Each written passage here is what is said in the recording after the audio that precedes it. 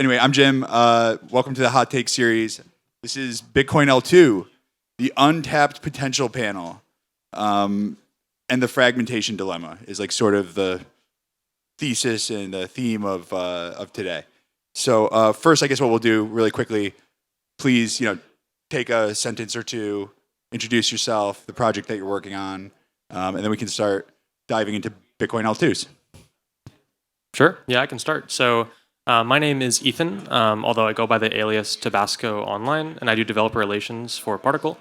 So at Particle Network, essentially, we kind of the tagline that we go by is the modular layer 1 blockchain that enables chain abstraction. So we do a lot of UX-focused work, especially in regards to blurring the lines between blockchains and making it easier for users to onboard into the space and actually use applications across multiple chains without really knowing what chains they're using and even without really knowing what wallets they're using. So ideally, a user logs into an application with social login or something, then they go and use multiple chains without knowing it. This is kind of like the ideal world that we're building towards, trying to improve UX in as many areas as possible. We do a lot of this in the Bitcoin space as well, which I'm sure I'll kind of go into more later. But yeah, really excited for this, and this is a killer venue. Hey everyone, I'm Orkun. I am one of the creators of Citrea. Citrea is Bitcoin's first ZK rollup. It's backed by Galaxy Digital and Delphi Digital. We started building it around like 10 months ago, where there was not much hype about the topic. We initially started building kind of like ZK and DeFi ecosystem around the ordinals, and the idea eventually evolved to building a ZK rollup on Bitcoin. And for the last 6 or 7 months, we cracked how to actually settle on Bitcoin and have a first trust minimize bridge to a general purpose L2. Since then we are working hard on it, and excited to be here talking on this topic. Very new but very hot topic. I'm JJ. I work at dWallet's labs. We're an MPC network, so low-level infrastructure. I've been brought on specifically to work with Bitcoin and leverage our network for programmable Bitcoin. Awesome. All right, cool. So I guess first, this past maybe 12 months or so, we've seen a lot of activity on Bitcoin, more than we've probably seen in the last ever. Yeah. Ever. And we've seen it mostly through, I think we have like inscriptions. I think people are getting really excited about like what runes are. So maybe we could just start there, right? Like with sort of the scaling issues, and maybe we can talk about like what's happened in the past and why we are kind of where we are with like Bitcoin L2s. And the original Bitcoin L2, if we want to call that is Lightning Network. So maybe Orkun, you're building an L2, a ZK L2 on Bitcoin. I guess like let's start with like why do we need L2? Why are we like? Why isn't Lightning Network enough? Like, what's wrong fundamentally with like the way that Lightning Network is working or not working? And why did that help you kind of come to the conclusion that like a new way and a new alternative needed to be like thought about? Yeah. So the Satoshi itself, like it's initially started Bitcoin as like payments network, like global peer-to-peer electronic cash. But the idea was to scale to like bigger blocks, like have huge blocks and huge computers. But I think he or she like didn't foresee that how the future will look like. And at some point we wanted to like the community, the social consensus want to like keep in the like small blocks, but build Lightning to scale the payments. But after I think 6 or 7 years, we saw that the Lightning itself is not a scalable solution because it's peer-to-peer based still, and you are opening channel, and for each channel you have one open and one closed transaction on chain. And the routing complexity, like bugs in the scripts, were very hard for the community for the last couple of years. And with last year, we saw that like ordinals and BRC20 coming to the market. And what was happening was simply people were playing like shitcoin casino on Bitcoin L1. And most people didn't like it. But as a company, we see that, okay, this is some opportunity for people to actually onboard to Bitcoin and use Bitcoin. I think all people in crypto has some like Bitcoin in their portfolio, but it often sits on their like either cold wallet or an exchange wallet. They don't do anything with it because like they don't want to open that ugly desktop wallet and do like 10-minute transactions, wait for 6-block confirmation. They want to do more Dejan stuff with their Bitcoin, and ordinals was like first thing showing that. Then we think about, okay, what if we can build a layer, both provide 2 things to the users. They can do fast transactions. If this is payments, they can do it. Even they can do private payments. it will be much more private than the Lightning or Bitcoin L1. Or if they want to do casino, they can do the casino on the L2 because it will be much more cheaper and much more faster. So this was the idea to build Citrea, and eventually, hopefully in the long term, it will both have the payments, also the casino and DeFi stuff, because we envision Bitcoin as a currency, but without having a real economy around it. You cannot say it is actually currency. It's just a payment protocol. So we foresee Bitcoin as Bitcoin L1 as a platform and Bitcoin token as a currency with a real economy around it. And then maybe JJ for you and Tabasco for you. Both of you are building essentially like MPC wallets, right? I think Particle is building a couple other things as well, because I think you're actually a Cosmos L1. But what was it about? I mean, I don't know if you guys had always had Bitcoin wallets on your roadmap or not, or where that was in the priority list. But presumably, it's kind of moved up the priority list over the last couple months. Yeah. So how's it going? And and what have you been focusing on in the wallet space, right? Yeah. So I actually originally came to dWallet wanting to build a lending application for Bitcoin. And when they explained to me the technology, although I didn't fully understand it at the time, I did understand what the end use case was. And so I went through that process with them. And after ETH Denver, which everyone jokingly called, BTC Denver, what we'd been sort of experiencing with the hype with the ordinals phase and all the money starting to go to L2s, it was very, very clear what was happening in Denver. So dWallet saw the need to prioritize what they were doing with Bitcoin, and that's why they brought me on. So rather than building the application, I'm going to be working hopefully with developers and other chains that we can integrate with to bring this functionality. But yeah, I think Bitcoin's a very serious topic right now. It's definitely one of the highlights of this cycle, and I think it will continue to be so. We kind of identified the same thing. Bitcoin, the whole Bitcoin ecosystem is a relatively new thing for us. Really just this year so far, we've gotten into Bitcoin. Previously, we did NPC-based wallets. We did social logins that generated accounts via NPC TSS, only on EVM chains and Solana. We never really did Bitcoin because we didn't see a huge need. But then this year, you saw this pretty sudden explosion of activity, especially around BTC L2s, and the kind of continued growth of the Bitcoin ecosystem into more of a platform and a currency rather than just a payments protocol, right? So this is a narrative and a movement that we kind of identified very quickly, and we were with the emergence of all these Bitcoin layer 2s, whether it's Citrea, which is up and coming, and Rootstock, B Squared, Merlin Chain, BEVM, these different chains. There's a big issue that we found, which is that if you're a Bitcoin L1 user, if you're leveraging Bitcoin already and you're using wallets like Unisat or OKX wallet or Xverse, right? Then you want to go to a Bitcoin layer 2. It's a completely isolated and different set of tooling and wallets than what you might already be familiar with. So between Bitcoin L2s and the Bitcoin L1 space, the actual infrastructure for end users on the wallet side is completely separate from one another. So, to some, this might not feel like a big deal, but to a lot of users, this is, and it's a very big point of friction if they're already using Unisat. So something that we decided to do is kind of figure out how do we solve this within these Bitcoin layer 2s and actually allow users to leverage their wallets such as Unisat or OKX, Xverse, and so on that they're already using on Bitcoin and leverage these same interfaces on Bitcoin layer 2s without needing to download any EVM wallets. They don't need to download MetaMask or use Wallet Connect or anything like that. They can just use the wallets that they're already familiar with. So the way that we do this is through ERC 437 account abstraction. We deploy this on basically every major Bitcoin layer 2 that exists today. And through that, we have our SDK that basically allows users to go ahead and onboard via these wallets and start leveraging the protocol as if it was a native Bitcoin protocol. They sign transactions to their Bitcoin wallet. It all happens through an EVM account that is kind of abstracted away from them, and it feels very natural, and it feels like a part of the Bitcoin ecosystem. Because we identified this growth, and we felt like a big part of making it feel cohesive and creating a larger Bitcoin ecosystem and not kind of an isolation between these EVM compatible Bitcoin layer 2s and then you have Bitcoin. The wallet infrastructure is a very important component of that and just how it feels to end users, right? So this makes the whole ecosystem feel much more unified and it creates a much more natural look for users. And this even extends functionality to developers because if users are leveraging and connecting their native Bitcoin wallets, now developers can have users kick off Bitcoin transactions in the same application. So if I want to leverage an Ordinal or some sort of native Bitcoin asset on my Bitcoin layer 2 EVM application, I can facilitate that on the side, and then maybe something happens on the EVM side. Merlin Chain does this a lot with our BTC Connect product. So like this is extended functionality that wasn't possible before, and we felt that this was very important for the continued growth of the Bitcoin layer 2 ecosystem.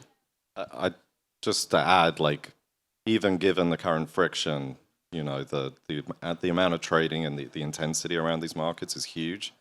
So to me, in my mind, like, once we figure out better ways to reduce this friction, I think there's a lot of upside. Yeah, I agree. I think we've talked to so Orkun. I've known you now since Modular Summit at ECC, where you're speaking, and I found I found your talk and also just like your approach to building an L2 on Bitcoin. It was still early last July, right? I think now what we're seeing is just this like explosion of Bitcoin L2s. The Ethereum like ecosystem. It's about 70 right now. It's 70. Okay. There's not even 70 Ethereum rollups right now, right? And they've been building those for like 3 years or 4 years. So I think one of the things has been like from our perspective, like I'm an investor, right? Like it's been a little overwhelming to see all the Bitcoin L2s and to understand like obviously there's a there. Because like why else would everybody be building all of these things? But at the same time, it's been like hard to understand, to kind of signal from noise. Like what are we building, and like, what is the technical sort of like? Are there technical breakthroughs here? Are we just building side chains? Are we building rollups? Are we building side chains? Are we building L1s? Like what the heck are we actually building? Curious your guys' thoughts. Like what are we building? Like what are Bitcoin L2s today as they exist today or will exist in the next 3 months? Like what the heck are they? Well, I think there's a variation of quality out there. I mean, I don't know what the ratio, like there's 70 chains-ish that I'm aware of. Obviously, I can't read the white papers for 70 different chains and look into like their security mechanisms. It's like virtually impossible. ChatGPT is actually phenomenal for this kind of stuff. Give it to me in a paragraph. But yeah, I mean, like any kind of innovation cycle, we're going to see a lot of garbage and we're going to see great things as well. Unfortunately, like most is usually bad, but the good is the money coming in that allows for development that just didn't exist. Prior to Casey's work with Ordinals, there was, 3 Bitcoin a year, like donated to Bitcoin Core. There was a handful of bips, but there was like, and the Lightning Foundation, not a lot going on there, right? So we've gone from that to, millions of dollars, tens of millions, hundreds of millions of dollars invested in L2s. And out of that, I think we will see a small number of very valuable projects appear. And like most of crypto, it's always like, 1,000 darts headed for the dartboard, and like one of them is going to hit the bullseye. And if we can truly like scale Bitcoin, that will be awesome. In that sense, like most of the L2s deployed today, just like playing short-term games with go-to-market, like deposit BTC, yield some token, but with short vesting, short cliffs, and like weird technology they call like it's an L2, but it's like just an Ethereum fork, probably get fork, built with a multisig bridge in between. So it is not actually L2 or like rollup or anything, but people use it because, like I said, people want to do casino stuff with their Bitcoin, and it is too early for some of them to like consider the security. But unfortunately, probably like this year, some of them will simply rug or like steal all the assets from the bridge and leave. So after that, I think people will start caring more about security and trust minimization. But up until that point, really hard to identify which one is the real, which one is the fake one. But I think there are several like community initiatives starting, like Bitcoin Layers working group for open source, and like rollups on Bitcoin, Bitcoin rollups. These are like 3 different groups working very hard on like identifying and risk framing all the other framework around here. If you have like no idea where to look, I think these are the great resources to take a look. But yeah, we should be like, as a user, people should be very careful about what they choose. But as a developer, like I said, I agree what you said. It is eventually like engineer coming here and trying to do something. Even though it is very little advancement or like huge advancement, it contributes to the Bitcoin. And before this date, this wasn't happening. No. For the last couple of years, everyone was focused on Lightning, and eventually all the efforts were just for nothing. And I think, you know, even with Lightning, we're seeing more activity because now they're kind of forced to like be more competitive. We have the BRC20 version on Lightning, the white paper that came out a couple of days ago. You know, we're seeing BIPs for CTV, OpCat, you know, BitVM. I mean, it's awesome. And I like in the history of technology, we don't really care about the things that were terrible and didn't work. There's many of those. We benefit like holistically from the few things that really work very well. So it's okay if there are people here, you know, just with short-term visions. You know, it like you say, the difficulty is just weeding those out in the short term. Yeah, I guess just to kind of, you know, add, I do think that like so far this year, the insane growth of the volume of Bitcoin layer 2s has been pretty shocking. And there's this big event in Hong Kong ran by ABCDE called Bitcoin Day, and I was doing a speech for that. It was wild. It was crazy. It was insane. I couldn't believe it. And whenever I was making my speech and I was putting the slides together, I had the slide where I had a bunch of logos for Bitcoin layer 2s, and I was like, okay, I'll fill up a bunch of logos. And I started doing some research, and I was like, it took me like 4 hours to get all the logos for these layer 2s because there's so many. I mean, there's a whole aggregate of lists now, and it's like, I think it's over 70 at this point. It's like almost I mean, 70 L2s, and then you've got, you know, all of these sort of developments around Bitcoin. Right. You know, us being one, you know, Babylon, which has like some insane number of Bitcoin committed. I can't remember what the number is. But I think Bitcoin L2s it's expanded in terminology to really encompass like anyone bringing functionality to Bitcoin. Right. It's definitely like whenever you have a narrative like this, which just picks up and brings in a lot of money, in this case, a lot of like degens that want to trade and stuff like that, then you have a lot of solutions that take advantage of that and they identify like this financial opportunity. And as a result, you have this huge volume of layer 2s that maybe aren't really layer 2s. A lot of them you can't even really call side chains. Like Rootstock is a side chain. You know, it's like Merge Mine, which is different than a layer 2. And then you have a lot of these chains which are just like bridges. I mean, it's arguable. They're bridges. They're proof of stake networks, and their EVM. Okay, sure, it's an L2. Right.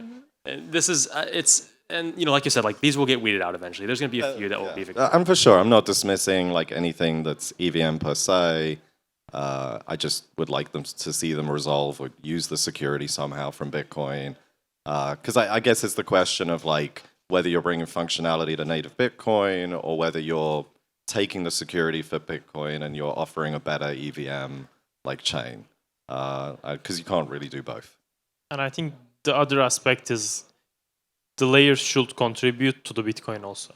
They shouldn't just like take the security, take the users, take the all fees.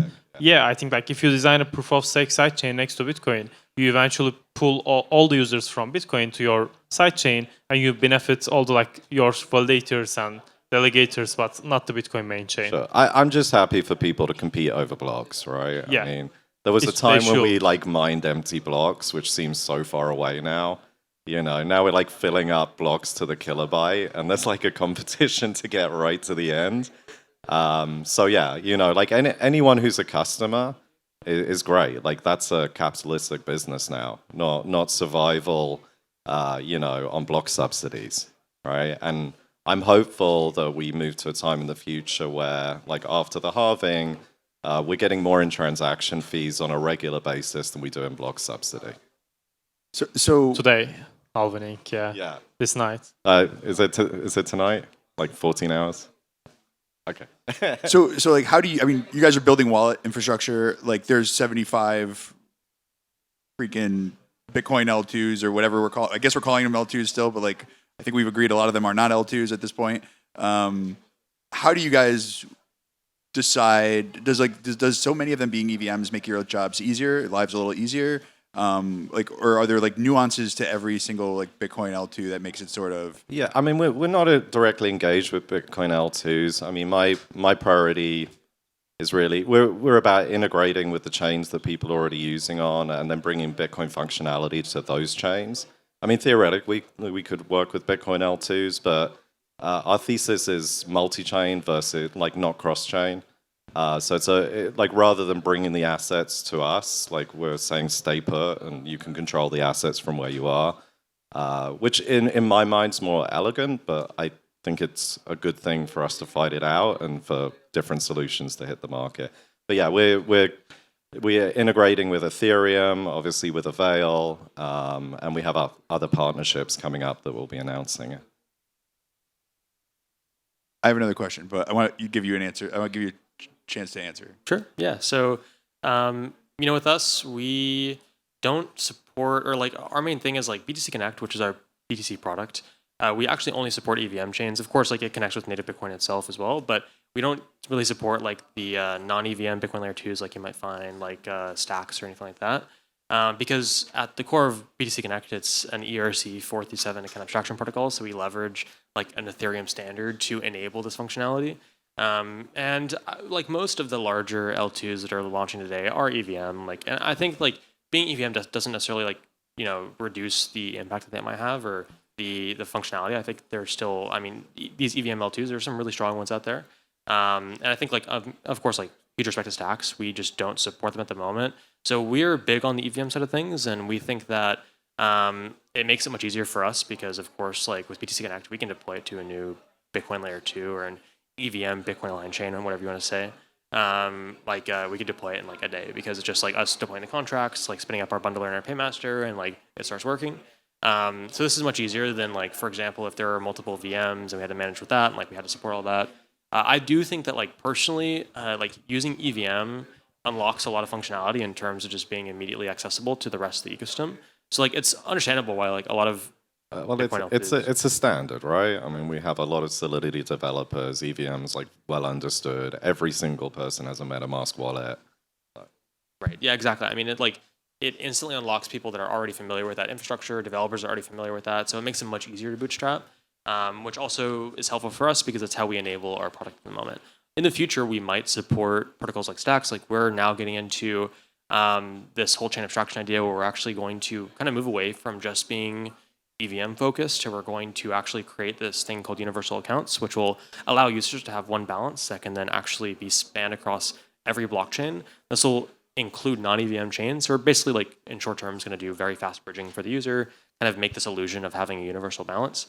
And this is going to include on-EVM chains. So we're trying to figure out now like a mechanism of using like MPC to control accounts on other chains, like of course, or work with us. Exactly. Yeah, we've been talking about that. So, there's a lot of things that we're getting into here where it's like users should not be confined to EVM, and this is very important, but it's hard for users at the moment because the infrastructure is so isolated between EVM and non-EVM, and this is actually what we sought out to solve with BTC Connect originally between Bitcoin and their EVM counterparts. Yeah, the particle network. If you guys haven't tried it or seen it, you should really test it out. It's a really nice user experience with like a little particle logo sort of in the middle right-hand side at the edges of your screen. We were talking with your team like a couple weeks ago and got a demo, and it was really, really great. Want to talk about interoperability for a second. Orkun, like, number one, bridging, and number two, interoperability. And I'm going to kind of separate those two things here for a second and say that bridging, we'll call it, is like bridging from Bitcoin to a L2, and then interoperability between what I'll call like L2 to L2 right now, right? So I'm curious about like what are some of how does the security guarantees work for Citrea, your L2, and maybe talk a little bit about your L2 also. And then I have questions around interoperability when it comes to Bitcoin L2s. Like, what has to happen? Because like it's multi-sigs, right? And there's like it's like a UTXO model on Bitcoin's L1. Like, how would interoperability actually work between two L2s? I think that's the question. How would interoperability work on L2s on Bitcoin? Yeah, so our take on that is a little bit different than others. But first, I should explain like how Citrea work. It is very, very similar to Ethereum rollup.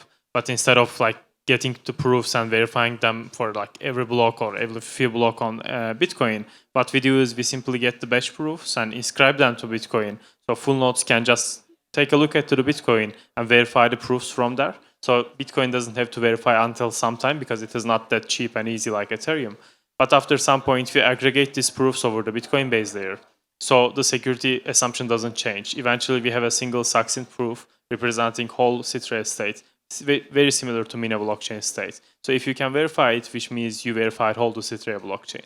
And then we use this aggregated proof to verify in our own ZK verifier written in BitVM instruction set. So in that way, within a closed set of participants, in a trust minimized way, we have this Bitcoin bridge, which is trust minimized and work with L1 and L2 bridge. But for L2 to L2 interoperability, it is very different because all the like L2s today just like multisig with proof of stake sidechains, and they are even not connected to Bitcoin. They don't have the like Bitcoin data trustlessly, or Bitcoin doesn't know anything about those chains. So it is very hard to interoperate over the Bitcoin L1. But what we want to do is we want to position Citrea just like the Ethereum but on Bitcoin. So instead of building all the L2s which weird structures on Bitcoin, because it is not possible to easily spin up a rollup on Bitcoin, right? In Ethereum, you just go to one of the rollup as a service providers, click a button, and you have a rollup. But on Bitcoin, it is not like that. So we don't want to go through that, but Citrea is fully EVM compatible. It is type 2 ZK EVM. So you can simply copy all the Ethereum toolings and launch on Citrea. So let's say you want to launch your app-specific rollup, but you want to have Bitcoin in a trust minimized way. Just spin up an L3 on Citrea and just opt into Espresso or Astria, any shared sequencer. So you get all these interoperability benefits that is previously developed for Ethereum, but you are using Bitcoin security and Bitcoin as a native token. I think this is the like interesting way of how we are looking to do Bitcoin, because L2s on Bitcoin very competent because of the limited block space, very hard to construct because of the limited programmability. But L3s on Citrea very easy, and they can use alt-DA layers like Avail or Celestia, and they can be extremely cheap Bitcoin transactions. So this is how we generally view the future of the interoperability between layers on Bitcoin. You know, it's funny, like, obviously Ethereum built L2s for the first time. They were the first L2 kind of ecosystem, and we were hearing whispers about Solana L2s as well. And like, as I look at, like, we've been making some like analogies internally at our company, and like, Ethereum was too expensive, right? And so you built Ethereum on top of Ethereum to make it less expensive and a little faster, right? And then now we have like application-specific chains that are kind of coming in as L3s, right? On Solana, like, you don't need Solana on Solana. Like, it's super fast, it's super cheap. I think the L2s would be more sort of app chains. And so they're app chains, right? And so like now like L2s look like L3s on Ethereum. For Bitcoin, there's no smart contracts. There's like nothing to, there's no programmability on Bitcoin. So actually, like, Bitcoin is like building like Ethereum on top of Bitcoin, and then just to get something going on top of it, and then eventually it'll be too expensive or too slow, and then we'll build Solana on Ethereum, and then we'll build an application. Layers upon layers. Yeah, but like, is it so the L3 like, and the L3 side of like a Bitcoin like L2. Actually, what it helps with is interoperability, right? Because like now you don't have these like multi-sigs holding assets on that somehow need to maybe move over, right? Or you have just a wrapped token that is like a derivative or like a code check ticket of something that's going to never really actually move on the L1. Yeah, I mean, look, I'm a bit of a Bitcoin purist, and our technology allows you to leverage Bitcoin in its native form. So long as your chain is integrated with dWallets, you have access to that. So I'm not a huge fan of wrapping. You know, there's many reasons for that, but like mostly I'm a Bitcoiner, and I don't like a zip code in front of my Bitcoin. Okay. But in terms of programmability, you know, there are things like CTV coming up and OpCat. I don't think we're going to see any code implementation changes. I think that's very optimistic. So we're going to need like many different solutions to this. I mean, the Cat VM white comic book came out yesterday, which was beautiful, and like recent. made me want to actually read a white paper. So do you want to talk a little bit about it? Like, what did you think about it? Well, the first thing I did is send it to my researchers and say, give me a paragraph. And I'm still waiting for that. So I think it's, like, as I understand, it's a holdover until, like, OpCat implementation, which, once again, I think is highly, like, optimistic. I'm for it. You know, I would love a quantum cat, but, you know, code changes to Bitcoin are very hard, and there are a lot of people who are opposed to it. So Yeah, constantly kind of coming up with new ideas to try and bring smart contract functionality are very important. But we still run into the issue, even with these implementations, of very long processes. You know, I bought some BRC20s the other day. It was like an hour and 15 minutes for confirmation and $35 in gas. So even if Bitcoin did run smart contracts, that's still not going away. Orkun, what did you think about?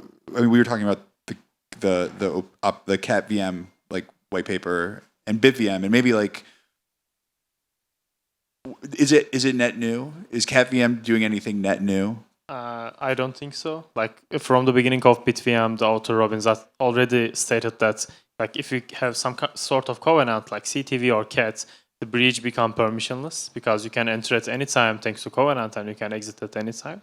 So it was a like known fact, but how they do business in Taproot Wizard is very different than usual. I respect to that. They are doing something different and it is also good for Bitcoin. But yeah, it is nothing very, very new. But I'm also supporting OpCat or CTV, whichever community agrees on.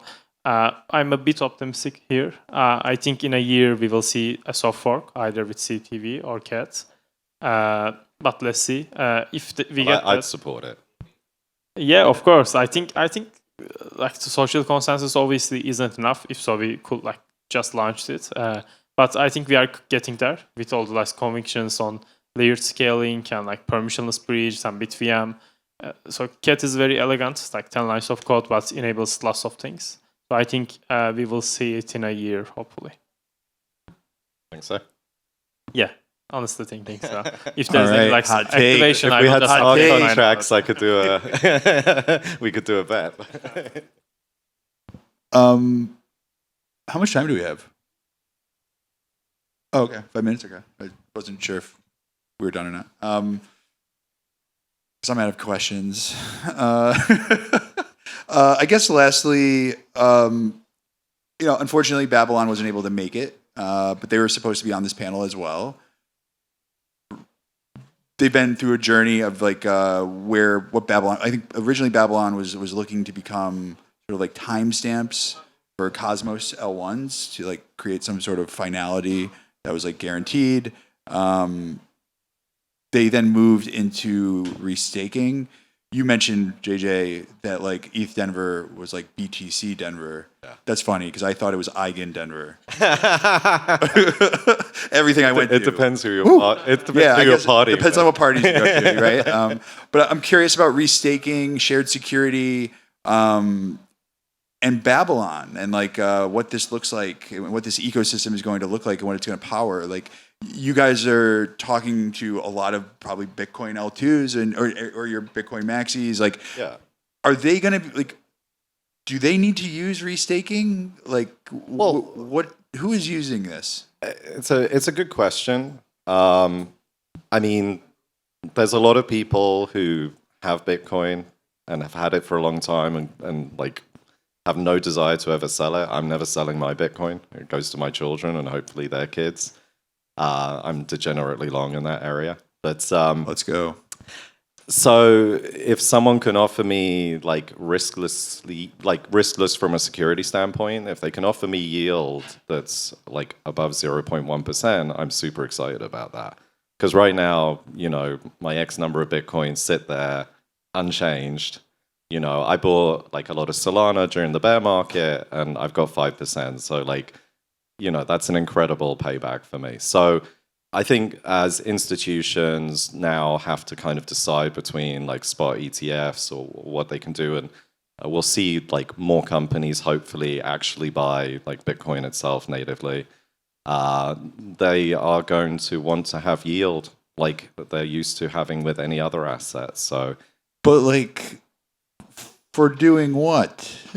Well, selling security, I guess. Okay. I'm also not sure about the like demand side of the curve. Like supply is obviously isn't like high. We can see in like Babylon's testnet and other stuff, but like Celestia makes $100 per day. Like what they give to like Bitcoin stakers, they can give $10 or at least like $20, $30. Yeah, I'm not sure about the like mechanical reality. I just know that like as a Bitcoiner, And as we move into like more serious people who hold Bitcoin, they're going to be like, okay, well, like, how do I leverage this for yield? Yeah. Like, I leverage everything else I own. Like, we have stocks in X, which, I lend to short sellers, and, I can borrow against like my assets in Switzerland with a Lombard loan. Like, what do you mean the Bitcoin just sits there? Yeah. Right. I guess like, so actually, interestingly enough, like from the wallet perspective, right? Like, so you have these Bitcoin users that are using their Bitcoin wallets, maybe they're using Unisat or something like that. And now there's like Cosmos chains that are paying Bitcoin users to secure their chain, and you've got That's as I understand. right a lot of Cosmos first, right? So like, what I mean, this sounds like an opportunity for you guys. Like, what are people supposed to like? What are Bitcoiners doing? Are they downloading Kepler right now? Like, what are like, what are they doing? In some of my Bitcoin circles, definitely not. But Okay. yeah, I think the number of people who are interested. I think we all know now. Anyone who's been through more than one cycle is that we have an enormous number of Bitcoin converts during every bear market. That's kind of usually when people who stick around actually choose to learn about the technology. Many people came into crypto via Bitcoin and their appreciation for it. So I think the number of people who are Bitcoiners or maxis, like that circle is growing. And we are seeing like more adoption. So I don't think the characteristics are necessarily the same as what they've been in the past. I mean, Bitcoin's becoming a lot more commercially understood. And so, yeah. Yeah, I mean, from the perspective of a Cosmos chain, we're Cosmos L1 that have, gotten into this idea of using Babylon. We're big fans of Babylon in general and what they're doing. And we think that, we thought about Eigenlayer, we thought about these different mechanisms, like how do we secure our chain in a way that is taking advantage of some crypto economic security from some asset or something like that. And we actually are currently planning to use a dual staking mechanism for our chain, which would basically include the staking or the utilization of operators or validators that are secured by our own token, as well as operators that are secured by another token like restaked ETH or even restaked BTC. And it's something like we have gotten into the idea of using Babylon. So this is something that we're quite excited about. We haven't made any big announcements or anything like that just yet. We're still very much in the R&D phase where testnet is still a few months out for us, but it's something that we are quite excited about. We really like the idea of dual staking and the security, the crypto economic security, and the just general dual staking overall as a model significantly reduces the pressure on your native token. A lot of the time when new Cosmos chains launch and they bootstrap a proof of stake mechanism with their own token, there's a lot of problems that arise from that. You can have a death spiral with the token. There's just in general, it's sometimes a little bit less secure because it's a volatile brand new token. So being able to bootstrap security with validators that are secured by a more crypto economically secure asset like BTC or like ETH is something that we find very interesting. So we've looked through a lot of different dual staking models. There's a lot of organizations that are doing this. Like if you guys have heard of Ethos, they're doing a lot of dual staking for Eigenlayer on Cosmos chains. So we're also looking into potentially using Babylon as kind of like a mechanism of doing that on the Bitcoin side. And this is something that we're also quite excited about because we acknowledge the intrinsic value that would have to us that we wouldn't really be able to get by ourselves just purely by using our own token and our own isolated validator set. Yeah, sorry, just one thing to add, on the Kepler side. There are a lot of people already in the Cosmos ecosystem who are incredibly bullish on Bitcoin. So while Bitcoin maxis might not be interested in Cosmos, there are plenty of people in Cosmos who are interested in Bitcoin. So just to make that distinction, I mean, Sonny of Osmosis in particular Sonny's is a big Bitcoiner, so. I guess just to talk a little bit more about Particle and the dual staking, you said that there's benefits, right? And you talked a little bit about the crypto economic security, but beyond the crypto economic security, right? These are validators running on Babylon, right? You'll have your own set of validators. Maybe they won't be the same Are you looking to onboard higher reputation validators? Is it more beneficial because bootstrapping an L1 and Cosmos generally you have to have a really high inflation rate initially, and so maybe you can subsidize, you can because you're paying maybe 1% to Bitcoin token holders, you can actually reduce the overall inflation of the network early on and not dilute and distribute too much of the token treasury initially. What are sort of the benefits of something like using restaking security? I just want to double click into that a little bit and understand a little bit more of your thoughts because it was interesting. Yeah, absolutely. When we were kind of designing the kind of, how we were going to build our chain, because at the end of the day, we're building an L1 that, to be honest, it's not like an L1 that users are going to leverage. Like users aren't going to like go connect to our chain and like start using it. And developers really, like at least initially, aren't going to be building applications on our chain. Our chain is purely going to be a backend infrastructure component that will power our SDKs and our account implementations that will then developers will use those, but they won't really know that they're leveraging our chain. Our chain is a necessity for the facilitation of efficient cross-chain transactions and kind of like acting as a settlement layer in this case. So when we were designing, we're like, well, how do we make sure that our token has value and has a lot of utility, but we don't ensure a significant negative price impact, which happens a lot of the time when new Cosmos L1s launch, or just like L1s in general, which are bootstrapping their entire like own proof of stake mechanism with their own token. Eigenlayer has a really good article on this that kind of goes into the idea of dual staking and like the justification behind it. Whereas like the death spiral effect of the token is a big concern, and that not only loses price, but it loses security on your chain. As your token goes through this spiral, your chain inherently loses its security to some degree, and it's like a major risk that a lot of these chains face, and some of them succumb to it. So like we don't necessarily expect that to happen like for a high likelihood, but we just wanted the general cryptoeconomic security that is afforded by something like maybe Babylon or Eigenlayer. Now we are going to kind of, like I mentioned, use two distinct validator sets. So we're going to have one validator set that is our own, that we're going to bootstrap. High reputation validators, like you said, we're going to have like Cosmos Station, Friends Validator, Pro Validator, a lot of these kind of well-known names within the Cosmos ecosystem that we've had great conversations with. Then on the other side, it's going to be these secondary validator set that is going to be basically specific to Babylon or Eigenlayer or whatever dual staking, restaking mechanism we're using that will then kind of act as the secondary cryptographic security that's backing those validators that isn't our own token. Because our own token to start is a volatile, much less cryptoeconomically secure asset than BTC or ETH is. So as a result, having this kind of like dual validation mechanism, which will essentially work by, whenever something needs to be validated, there's a few ways you can go about doing it. Like Eigenlayer within the same article kind of outlines a few different ways. There's like, veto dual staking or native dual staking, modular dual staking. A lot of the time it just comes down to basically these two validator sets agreeing on the validity.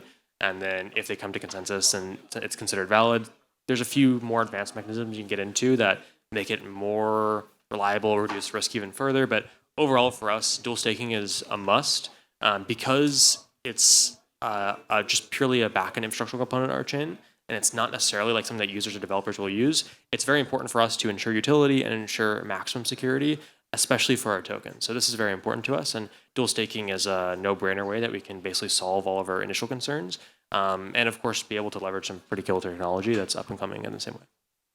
Awesome.